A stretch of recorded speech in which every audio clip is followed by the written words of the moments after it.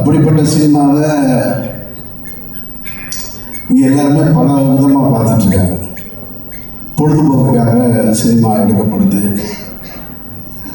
சிலர் பணம் சம்பாதிப்பதற்காக சினிமாவை எடுத்துகிட்டு இருக்காங்க, சிலர் புகழை சம்பாதிப்பதற்காக சினிமா எடுத்துகிட்டு இருக்காங்க, இன்னும் சிலர் அதிகாரத்தை பிடிப்பதற்காகவும் சினிமாவை எடுத்துகிட்டு இருக்காங்க. அதில் சினிமா என்பது தான் பேச நினைக்கிற அரசியல், தான் சார்ந்திருக்கிற அரசியல் அப்படின்ற எண்ணத்தோடு அணுகுகிற சில இயக்குநர்கள் இருக்காங்க. அது வெற்றிமாறன் இருக்காரு, ரஞ்சித் இருக்காரு, அந்த வரிசையில் மாரி செல்வராஜ் இருக்காரு. நாங்களாம் திரையில் அரசியல் பேசுகிற ஆள் கிடையாது, தரையில் மட்டும்தான் பேசுகிறது, திரைக்கு போகிறதில்ல. அந்த வகையில் வாழை மாரி செல்வராஜ் பேச நினைக்கிற அரசியலாக தான் அந்த படத்தை பார்த்தேன். வாழ்க்கையில் இந்த ஒரு ஆணுக்கு பெண் மேலே ஈர்ப்பு வருது சின்ன வயசுலேருந்து வரும். அது திருமணமாகிற நேரத்தில் பொண்ணு எப்படி வேணும்னு கேட்டால் ஆண் சொல்லுவான் எங்கள் அம்மா மாதிரி வேணுமா, பெண்கள்கிட்ட கேட்டால் எங்கள் அப்பா மாதிரி ஒரு மாப்பிள்ளை வேணும்னு சொல்லுவாங்க. இன்னும் சிலர் எங்கள் டீச்சர் மாதிரி வேணும்னு கேட்பாங்க. அதில் மாரி செல்வராஜ் சின்ன வயசுலேயே அவருடைய டீச்சரை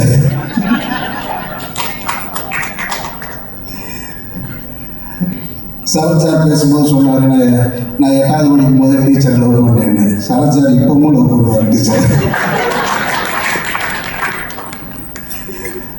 நானும் சார் பேசும்போது தன்னுடைய டீச்சர்கள் எல்லாம் சொன்னார். இது என்ன ஒரு விஷயம்னா, இப்போ இந்த டீச்சரை லவ் பண்ண அனுபவம் எல்லாத்துக்கும் இருக்கும். இப்போ சொல்லலாமா வேணாமான்றது தான் இப்போ இருக்கிற பிரச்சனை.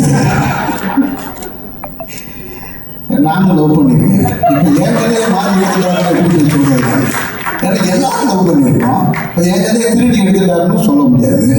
இல்லை இதை பார்த்துட்டு இது ஏற்கனவே சொல்லி உரிமை கொண்டாட முடியாது. ஒருத்தர் எடுத்துட்டாரு, சொல்லிட்டாரு, முதல்ல சொல்லியிருக்கணும், நம்ம சொல்லாமல் விட்டுட்டோம்.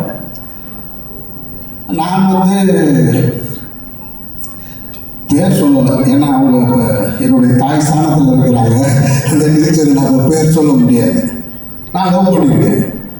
மாரி செல்வராஜ் இந்த படத்தில் அந்த பையன் பேர் என்ன, அந்த கதாபாத்திரம் சின்ன பையன் இருக்காங்க, அதை எப்படி கட்சி பண்ணலாம் முகர்ந்து பார்த்தானோ அது மாதிரி நான் உங்களுக்கு பின்னாடி உட்காந்து அவங்க சேலை முந்தானை எல்லாம் பிடிச்சி பார்த்துருக்கேன்.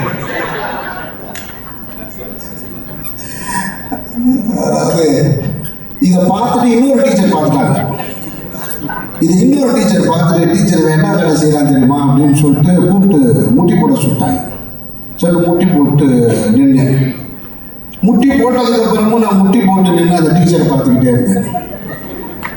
அவனுக்கு எவ்வளோ திமிரு பாருங்க, டீச்சர் முட்டி போட சொன்னதுக்கப்புறம் அவன் உங்களை தான் பார்க்குறான் அப்படின்னு திரும்ப சொன்னாங்க. அந்த நினைவுகள்லாம் இருக்குது, மதுரை ஸ்கூலில் இருக்குது. அதுக்கு காரணம் அவங்க அழகாக இருக்காங்க அப்படின்றது கிடையாது, அவங்க நம்மக்கிட்ட அணுகிற அந்த முறை தான். அதுதான் அந்த காதலை உண்டு பண்ணதான் நான் நினைக்கிறேன். நான் இப்போ சமீபத்தில் அந்த டீச்சரை நான் வீட்டில் போய் பார்த்துட்டு வந்தேன், அந்த தாயை பார்த்துட்டு வந்தேன் அப்படின்னு சொல்கிறது தான் சரியானதாக இருக்கும். அந்த மாதிரி ஒரு வாழ்க்கையை மாரி செல்வராஜ் இந்த படத்தில் தன்னுடைய வாழ்க்கையை பதிவு பண்ணியிருக்காரு. சினிமாவுக்கு எல்லாருமே ஏதோ ஒரு மூலையிலிருந்து கஷ்டப்பட்டு தான் கிளம்பி வந்திருக்கும். எல்லாருக்குமே ஒரு கதை இருக்குது. நானு சாருக்கு இருக்குது, சரத் சாருக்கு, வெற்றிக்கு இருக்குது, ரஞ்சித்துக்கு இருக்குது, எல்லாத்துக்கும் இருக்குது, இங்கே இருக்கிற சூரிக்கு இருக்குது. ஆனால் எல்லோருக்குமே தான் வாழ்ந்த வாழ்க்கையை படமாக்குற அளவுக்கு வாய்ப்பு கிடைக்கிறது இல்லை. கிடைக்கும் போது வேறு வேறு ஒரு விஷயங்களை படமாக்குறோம். அந்த அடிப்படையில் பார்க்கும்போது மாரி தனக்கு கிடைத்த வாய்ப்பை சரியாக பயன்படுத்திக்கிட்டார் அப்படின்றது தான் இதில் மறுக்க முடியாத ஒன்று. எல்லாம் நினச்சா எடுத்துக்கலாம் தன்னுடைய வாழ்க்கையை. ஆனால் மாரி மட்டும்தான் தனக்கான தான் பார்த்தது இதை படம் பண்ணியே ஆகணும்னு ஒத்த காலில் நின்று இந்த படத்தை எடுத்திருக்காரு. மாரி வாழ்த்துக்கள். இந்த படத்தின் மூலமாக நீங்கள் எவ்வளோ பணம் சம்பாதிக்க போகிறீங்கன்னு எனக்கு தெரியாது.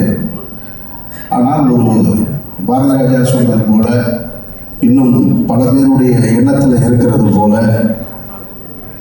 உங்களுக்கான அந்த அடையாளத்தை ஒரு இயக்குனராக இன்னைக்கு அடைவீர்கள் என்பதில் நானும் நம்புகிறேன்.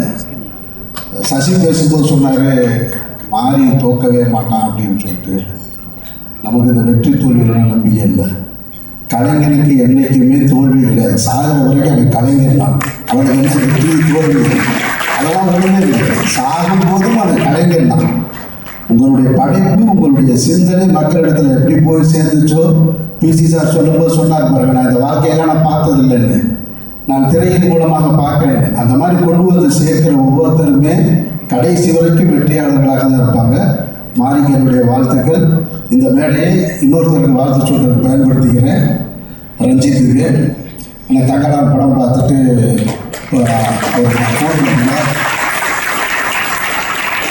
ஒரு மிகப்பெரிய உழைப்பை கொடுத்துருக்க ரஞ்சித்துக்கு என்னுடைய நெஞ்சார்ந்த வாழ்த்துக்கள்.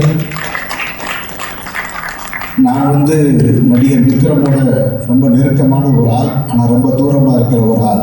2 மாதம் நான் காசி படம் பார்த்துட்டு அவருக்கு ஃபோன் பண்ணேன். அதுக்கப்புறம் இப்போ வரைக்கும் நான் ஃபோன் பண்ணவே இல்லை. இந்த படம் பார்த்துட்டு தங்கலான் பார்த்துட்டு நான் வீட்டுக்கு போய் ராத்திரியில் என்னோடய வாட்ஸ்அப்பில் ஒரு ஸ்டேட்டஸ் வச்சேன். தமிழ் சினிமாவுக்கு பெருமை சேர்த்த கலைஞர் அப்படின்னு. சினிமாவை கொண்டாடுங்க. ஒவ்வொரு இதுவுமே எங்கள் தமிழ் ஆக்டர் யாரா அப்படின்னு சொன்னால் விக்ரம காட்டலாம். அந்த இடத்துக்கு அந்த அர்ப்பணிச்சிருக்கிறார். அப்படி ஒரு வாய்ப்பை ஏற்படுத்தி கொடுத்த ரஞ்சித்துக்கும் ரஞ்சித் குழுவினருக்கும் அனைவருக்கும் என்னுடைய நெஞ்சார்ந்த வாழ்த்துக்களும் நன்றிகளும் பாராட்டுகளும். நன்றி.